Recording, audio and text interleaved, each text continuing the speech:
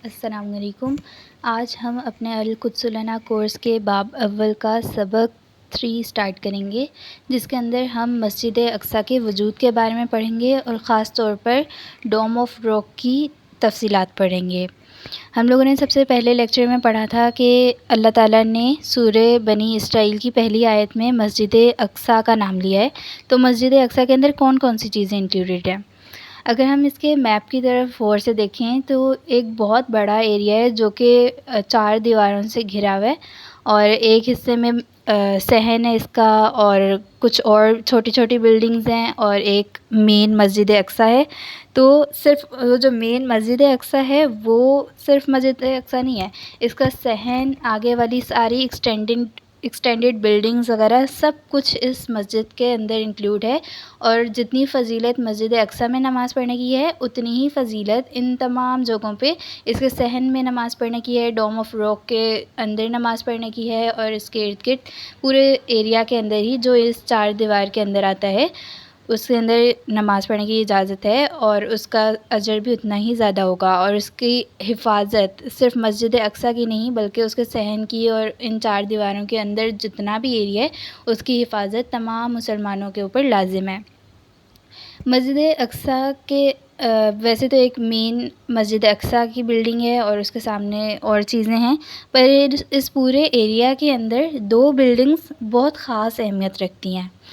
ایک سبز رنگ والا حصہ جو کہ ہم لوگ پچھلے لیکچر میں پڑھ چکے ہیں، محراب داؤد یا پھر مسجد عمر والا حصہ، وہ کس لیے مشہور تھا؟ کیونکہ حضرت عمر رضی اللہ تعالیٰ عنہ نے جب فتح کیا تھا فلسطین تو وہاں پہ ابتدائی دور میں نماز پڑھوائی تھی،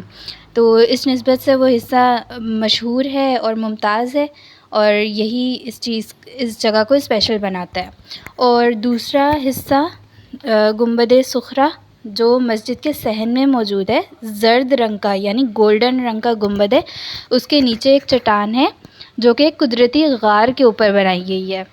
اسے گنبد صخرہ کہتے ہیں، اور یہ بھی ایک ممتاز حیثیت رکھتا ہے۔ اب ہم پڑھیں گے حرم قدسی کی یادگاریں، وہ بلڈنگز یا وہ تعمیرات جو پرانے دور میں بنائی گئیں اور وہ کسی نہ کسی ہسٹری کی وجہ سے بنائی گئی، ان کی کسی نہ کسی چیز سے نسبت ہے، شاید کسی پہ ظلم کیا ہوگا اور اس کی نسبت سے بنایا، یا کوئی نہ کوئی فتح ہوئی ہوگی اس کے لیے بنایا، تو اس نسبت سے ہم لوگ ایک میجر بلڈنگ جو ہسٹری کے اندر بہت مشہور ہے اس کا ہم لوگ مطالعہ کریں گے، اور وہ بلڈنگ ہے گنبد صخرہ، یعنی وہی سنہرا گنبد، ڈوم آف راک۔ دوسرے پارے کے اندر اللہ تعالیٰ فرماتے ہیں وَمَا جَعَلْنَا الْقِبْلَةَ الَّتِي كُنْتَ عَلَيْهَا، یعنی اور ہم نے سابقہ قبلے کو قبلہ نہیں بنایا تھا مگر اس غرض سے، اور آگے اللہ تعالیٰ پوری اس کی تفسیر بتا رہے ہیں، مطلب اس کا وجہ بتا رہے ہیں۔ تو اس کے اندر جو مشہور مفسرین ہیں انہوں نے یہی لکھا ہے کہ جو ہمارا پہلا قبلہ تھا، قبلہ اول تھا، وہ یہی چٹان تھی۔ اب جو سنہرا گنبد ہے، جیسا کہ میں نے بتایا کہ وہ سنہرا گنبد کس کے اوپر بنا ہوا ہے؟ ایک چٹان کے اوپر بنا ہوا ہے، تو ہمیں جو قرآن سے پتہ چلا کہ ہمارا پہلا قبلہ تھا، اور مفسرین نے ہمیں یہ بتایا کہ انہوں نے لکھا کہ according to best of their knowledge یہی چٹان ہی ہمارا پہلا قبلہ ہوتا تھا۔ اور اسی کی طرف جو سابقہ انبیاء تھے سارے، حضرت آدم علیہ السلام سے لے کر آپ صلی اللہ علیہ وآلہ وسلم تک، سب نے اسی کی طرف رخ کر کے عبادات کی، اور آپ صلی اللہ علیہ وآلہ وسلم نے بھی 17 ماہ تک اسی کی طرف اپنا قبلہ سمجھ کر اسی کی طرف رخ کر کے نماز پڑھی، اور اس کے بعد پھر جب قبلہ چینج کرنے کا حکم آیا تو پھر خانہ کعبہ کو ہمارا دوسرا قبلہ بنا دیا۔ حدیث میں آتا ہے کہ الصخرۃ من الجنہ، یعنی چٹان جنت میں سے ہے، اور اس کی جب وضاحت کرتے ہیں تو ہمیں یہی پتہ چلتا ہے کہ جس چٹان کے بارے میں ذکر کیا گیا ہے وہ یہی فلسطین کی ڈوم آف راک کے نیچے جو یہ راک ہے، چٹان ہے، اس کی طرف اشارہ کیا گیا ہے کہ جیسے حجر اسود بھی جنت سے آیا گیا ہے، اسی طرح یہ چٹان بھی جنت سے آئی گئی ہے، اور جتنی اہمیت ہمارے لیے حجر اسود رکھتا ہے اتنی اہمیت ہی ہمارے لیے یہ چٹان رکھتی ہے۔ سنہرے گنبد کے نیچے جو چٹان ہے جس کا ابھی ہم ذکر کر رہے ہیں، اس کا نام ہے چٹان داؤدی، اور اس کا ایک حصہ ملکہ برطانیہ کے تخت میں بھی موجود ہے۔ اب ایک لمحہ فکر یہ ہے کہ ہم مسلمان ہو کر ہمارے پاس آپ صلی اللہ علیہ وآلہ وسلم کی حدیث بھی ہے کہ یہ چٹان جنت سے آئی ہوئی ہے، یعنی یہ کتنی مقدس ہے ہمارے لیے اور کتنی معتبر ہے، دنیا کی ہر چیز سے زیادہ اہمیت رکھنے والی۔ اس کا حصہ ہم لوگوں نے بس یہاں پہ رکھا ہوا ہے، اور کرسچنز ہو کے وہ لوگ اپنی ملکہ کے تخت کے نیچے اسی چٹان کا ایک حصہ لگائے ہوئے ہیں۔ تو اگر ہم لوگ سوچیں کہ پاکستان یا سعودی عرب کی کتنی اہمیت ہے اسلامی کنٹریز میں، انہوں نے اپنے تخت یا چیئرز کے نیچے یا پارلیمنٹ میں اس چٹان میں سے کوئی بھی حصہ نہیں لگایا ہوا، جبکہ وہ کرسچین ہو گئے، ملکہ برطانیہ کرسچین ہو کے اس چٹان کے پتھر کو اتنی اہمیت دے رہے ہیں وہ لوگ کہ اپنے تخت کے نیچے لگائے ہوئے ہیں۔ تو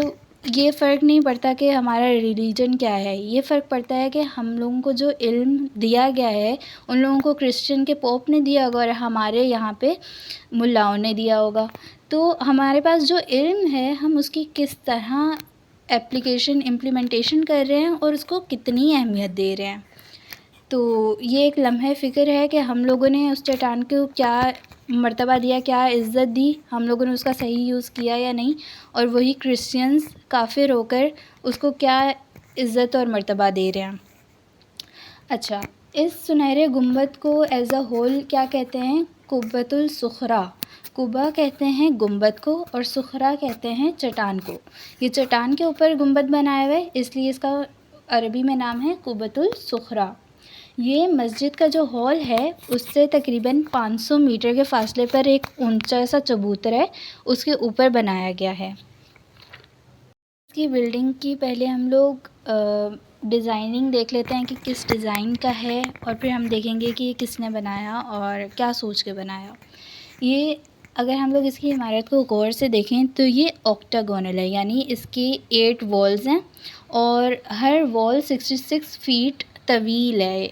اور اگر اس کی اندرونی جانب دیکھیں تو اس کا قطر بنتا ہے 192 فیٹ، اور رقبے کے لحاظ سے وہ ہے 66 فیٹ اس کا قطر ہے،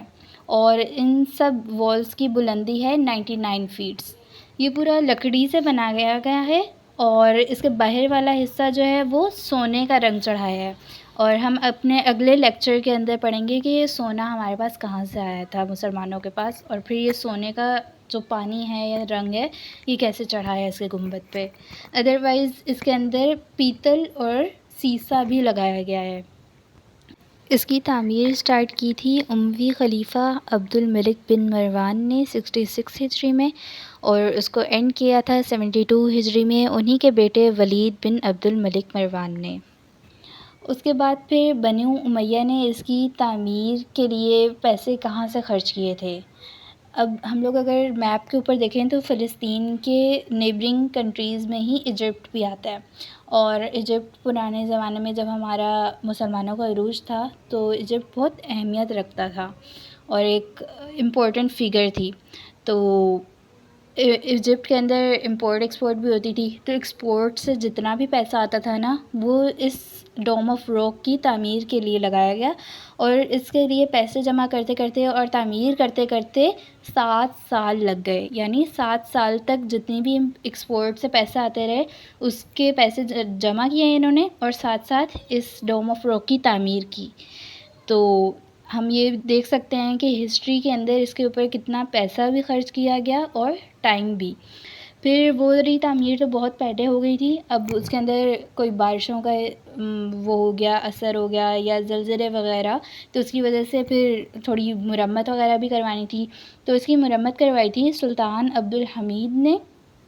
اور سلطان عبد العزیز نے۔ یہ ترک کے سلطان تھے، آٹومن امپائر کے اخروی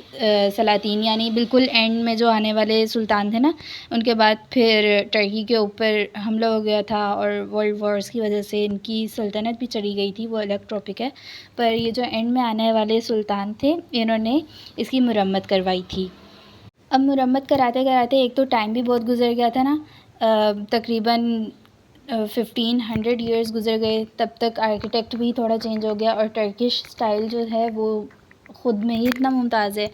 تو کیا ہوا کہ جب سلطان نے مرمت کروائی تو انہوں نے اس کے جو بیرونی مینار وغیرہ ہیں اور جو بھی شیشے لگوائے تو وہ بہت خوبصورت لگوائے. ابھی جو ہم لوگ پریزنٹ میں اس کی شیشے دیکھتے ہیں وہ انہی نے، سلطان عبدالحمید اور سلطان عبدالعزیز نے ہی لگوائے ہیں. اور اس کے جو چاروں طرف کیلیگرافی ہوئی ہے وہ بھی ٹرکش اسٹائل میں ہی کی گئی ہے، یعنی پوری جو سجاوٹ وغیرہ ہے جیسے ہم لوگ بلو ماسک کو دیکھتے ہیں وہ بھی بہت خوبصورت ہے. اسی طرح انہوں نے اپنے شوق کو برقرار رکھتے ہوئے ڈوم آف راک کی بھی اتنی خوبصورتی سے سجاوٹ کروائی. ڈوم آف راک کے جو باہر والے حصے ہے اس کے اوپر سورہ بنی اسرائیل اور سورہ یاسین کی کیلیگرافی کروائی تھی سلطان عبدالحمید نے. یہ تو ہو گئی اس کی باہر کی ڈسکرپشن. اب ہم کریں گے کہ ڈوم آف راک کے اندر کیا ہے. اس کے اندر 2 قطاریں ہیں ستونوں کی. یہ ستون ہوتا ہے نا، پلرز، یہ 2 قسم کے ہیں، ایک دروازے کے بالکل ساتھ ہیں اور ایک تھوڑا سا اندر والی سائڈ پہ ہیں. جو دروازے کے ساتھ ہیں وہ چھوٹے ہیں گول گول سے اور 12 ان کی تعداد ہے، اور جو دوسرے ہیں وہ 8 بڑے ستون ہیں اور 16 چھوٹے ستون ہیں. تو ان ستونوں کی وجہ سے کیا ہوا کہ اندر والی سائڈ سے ڈوم آف راک 3 حصوں میں ڈیوائیڈ ہو گیا. جو بالکل سینٹر میں ہے وہ چٹان ہے،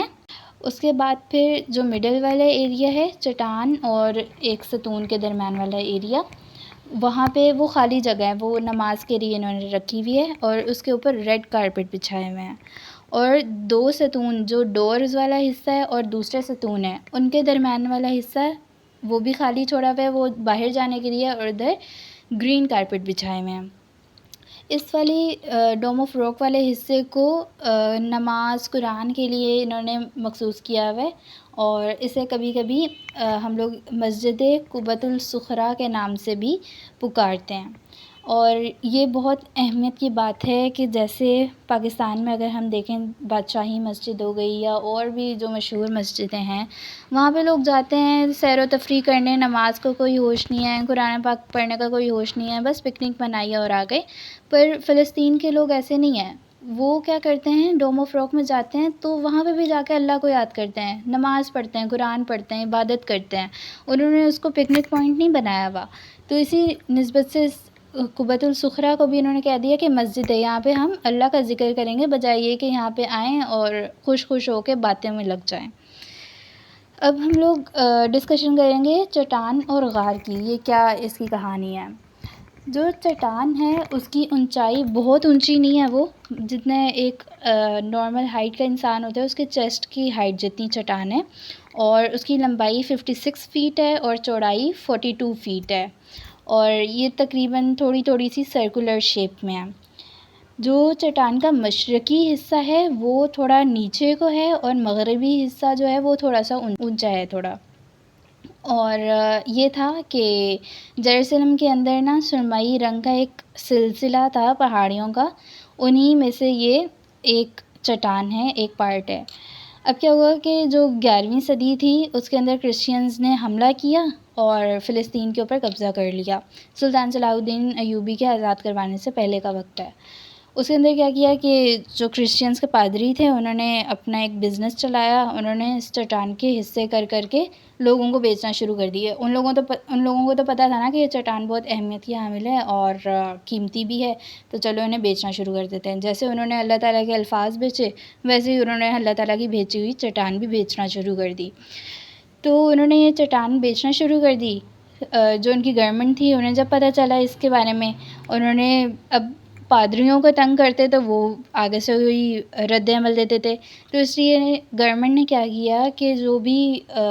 سنگ مرمر تھا وہ اس کو لیا اور اس چٹان کو سنگ مرمر سے کور کر دیا. اب پادری کیا کرتے تھے، وہ بیچتے کیسے تھے،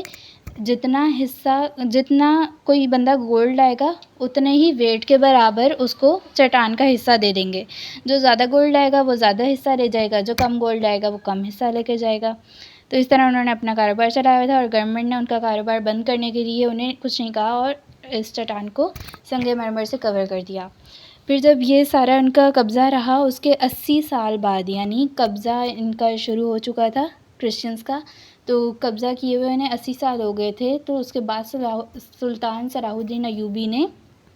جب فلسطین آزاد کروایا تو مسجد اقصیٰ کے اندر جو چٹان والا حصہ تھا اس کے اوپر سے یہ سنگ مرمر کو ہٹوایا، اور اسی وجہ سے آج ہم لوگ اس چٹان کو دیکھنے کے قابل ہیں. اور آگے والی چیز ہے غار کی. جو چٹان کے نیچے غار ہے وہ ایک نیچرل غار ہے، وہ کسی نے بنوایا نہیں تھا، وہ اوریجنلی ہی ویسا ہی ہے جیسا غار کا حصہ ہے، اور اس کے اوپر چٹانیں ایک معجزہ ٹائپ کا ہی ہے کہ اتنا بھاری پتھر اور اس کے نیچے غار کیسے بن سکتا ہے، بٹ وہ ہے، ایگزسٹ کرتا ہے، اور کافی بڑا ہے. اس کے اندر 70 لوگ آ سکتے ہیں اور مربع جیسی اس کی شکل ہے. یہ غار تقریباً 4.5 میٹر لمبا ہے اور اس کی اونچائی جو چھت ہے اس کی وہ 3 میٹر ہے، یعنی آرام سے بندہ نماز وغیرہ پڑھ سکتا ہے. چھت میں تقریباً 1 میٹر کا شگاف ہے، اور اگر ہم لوگ اسٹیئرز سے نیچے جائیں، تقریباً 11 اسٹیئرز اس کے اندر ہیں، تو ہمیں ایک سنگ مرمر کا ڈور نظر آتا ہے جس کو اگر کھولیں گے تو ہم غار کے اندر چلے جائیں گے. اور لوگ غار میں بھی جا کے باتیں نہیں کرتے، پکچرز وغیرہ میں نہیں لگ جاتے، وہ وہاں پہ بھی جا کے عبادت ہی کرتے ہیں، قرآن پڑھتے ہیں، نماز پڑھتے ہیں. یعنی وہ نیچے ہوں، اوپر ہوں، کہیں پہ بھی ہوں، وہ اللہ کو یاد رکھتے ہیں. اب غار کا فرش کیسا ہے؟ وہ بھی سنگ مرمر کا بنا ہوا ہے، اور جو غار ہے نا وہ 2 مور ہے. اس کے دائیں محراب کے سامنے ایک چبوترا بنا ہوا ہے جسے مقام خضر کہتے ہیں، اور شمالی چبوترے کو باب الخلیل کہتے ہیں. اس کی غرض تعمیر کیا ہے کہ یہ ڈوم آف راک کیوں بنایا، اس کی اتنی شان و شوکت والی بلڈنگ کیوں بنائی؟ جو اموی خلیفہ تھے عبد الملک بن مروان، ان کو بلڈنگز بنانے کا بہت شوق تھا. ہر کسی کو شوق ہوتا ہے، کچھ بادشاہوں کو کسی چیز کا شوق تھا، جیسے تاج محل کسی نے بنوا دیا، تو اسی طرح انہیں بلڈنگز بنانے کا بہت شوق تھا. انہوں نے اور بھی بہت سارے کام کیے تھے، جیسے مسجد نبوی کی توسیع کی تھی، اور انہوں نے دمشق کے اندر تاریخی جامع مسجد بنوائی تھی، اور اسی طرح انہوں نے مسجد اقصیٰ کی ایک خوبصورت اور پرکشش یہ بلڈنگ تعمیر کروائی تھی ڈوم آف راک کی. ان کا مقابلہ یہی تھا کہ جو ساتھ والے کرسچنز ہیں، جب انہوں نے آزاد کروایا مسلمانوں نے شروع میں، تو ان کا یہی تھا کہ جو کرسچنز کی بلڈنگ تھیں، لوگ ان کو بہت زیادہ آسائش بھری نگاہوں سے دیکھتے تھے کہ واو یہ ٹیمپل ہے، یہ بہت خوبصورت ہے. تو مسلمانوں نے بھی ہر چیز میں کمپٹیشن کرنا تھا، وہ صرف دین کے علاوہ ہر چیز میں آگے ہی ہیں نا، تو انہوں نے بلڈنگز بھی پھر ایسی بنائیں کہ لوگ آج تک انہیں دیکھتے ہیں، اتنی خوبصورت، اتنی پرکشش. ان کے ٹیمپلز کو بھی لوگ بھول گئے، ان کے چرچ کو بھی لوگ بھول گئے، اور آج ڈوم آف راک پوری دنیا میں مشہور ہے. ڈوم آف راک قبۃ الصخرہ کے بارے میں ایک فرانسیسی ماہر فن تعمیر نے، جو قاہرہ میں یونیورسٹی میں پڑھاتا تھا سول انجینئرنگ، اس نے اس پہ تبصرہ کرتے ہوئے یہ کہا ہے کہ یہ عمارت صرف ایک تاریخی یادگار ہی نہیں، بلکہ یہ بنی نوع انسان کی تعمیر کردہ فن پاروں میں سے بلند ترین مقام کی حامل ہے، جو ہر دیکھنے والے کی نظر اپنی طرف کھینچ لیتی ہے. اس کا حسن اور خوبصورتی انسانی وہم و گمان سے بالا تر ہے. ہمارے لیکچر نمبر 3 کا اینڈ ہوتا ہے. اس کے اندر ہم لوگوں نے پڑھا ڈوم آف راک کے بارے میں، اس کی اہمیت کے بارے میں، اس کی چٹان جو تھی، اپنے قبلہ اول کے بارے میں. اور ایک چیز میرے ذہن میں جب میں یہ پڑھ رہی تھی تب میرے ذہن میں آئی تھی کہ اگر جیسے ہم لوگ حجر اسود کو اتنا نایاب سمجھتے ہیں اور اس کی طرف کھنچے چلے جاتے ہیں، تو اگر یہ چٹان بھی جنت کے پتھروں میں سے ایک ہے تو ہم لوگ اس کی طرف کیوں نہیں کھنچتے؟ تو اس کے جواب میں مجھے یہ ملا تھا کہ اگر ہم لوگ دیکھیں، جب زائنسٹ یا یہودی مسجد اقصیٰ کے اوپر حملہ کرنے آتے ہیں، تو وہاں کے جو رہائشی مسلمان ہیں فلسطینی، وہ یہ نہیں کرتے کہ بھائی قبضہ ہو رہا ہے ہونے دو، کوئی مر رہا ہے مرنے دو، انہوں نے مسجد اقصیٰ پہ اگر قبضہ کر لیا ہے تو جانے دو، کچھ نہیں ہوتا. وہ اس کی طرف کھنچتے ہیں، وہ اس کا دفاع کرنے کے لیے اپنے گھروں سے نکلتے ہیں، اپنے نرم اور گرم بستروں سے نکلتے ہیں کہ نہیں بھائی، ہمارا جو قبلہ اول تھا اس کی ہمیں حفاظت کرنی ہے. تو ہاں ہم دور ہیں، ہمیں شاید اتنا فیل نہ ہوتا ہو، پر جن کو اس کے بارے میں، اس کی اصلیت کے بارے میں پتہ ہے، وہ آج بھی اپنے اتنے دور رہ کر بھی اپنے گھروں میں اس کی طرف کھنچتے ہیں، اس کی پکچرز کو دیکھ کے اتنا انسپائر ہوتے ہیں، اور جو وہاں پہ رہتے ہیں اس کی حفاظت کے لیے وہ لوگ اپنے گھروں سے نکلتے ہیں۔ تو جو اللہ تعالیٰ نے ہمارے لیے چیزیں بھیجی ہیں نا، ان کی حفاظت ہماری ذمہ داری ہے۔ اگر ہمیں ان کی اہمیت کا نہیں پتہ نا، اور ہم پھر بھی اس کے لیے لڑ رہے ہیں کہ بھئی یہودیوں نے اس کے اوپر قبضہ کر لیا، تو ہمارا قصور ہے کہ ہمیں پہلے اس کی اہمیت کا پتہ ہونا چاہیے، پھر ہم اس کے لیے آواز اٹھائیں، تاکہ وہ جو جوش اور جذبہ ہوگا بغیر علم کے وہ ماند پڑ جائے گا۔ جب ہمیں اس کی اہمیت کا پتہ ہوگا اور ہم اس کو ریکال کرتے رہیں گے نا، تو ہمیں پھر کسی کی موٹیویشن کی ضرورت نہیں پڑے گی کہ وہ ہمیں موٹیویٹ کرے اور پھر ہم فلسطین کے لیے جہاد کریں یا مسلمانوں کے لیے نکلیں۔ جہاد کرنے کے لیے پہلے ضروری ہے کہ آپ کو اس جگہ کے اس جگہ کے جو لوگ ہیں ان کے مسائل پتہ ہوں، اور اس جگہ کی اہمیت پتہ ہو۔ تو آپ سب، میں امید کرتی ہوں کہ اس کی اہمیت کو جانیں گے، یاد رکھیں گے اور اس کے لیے کوشش کریں گے۔ اللہ حافظ۔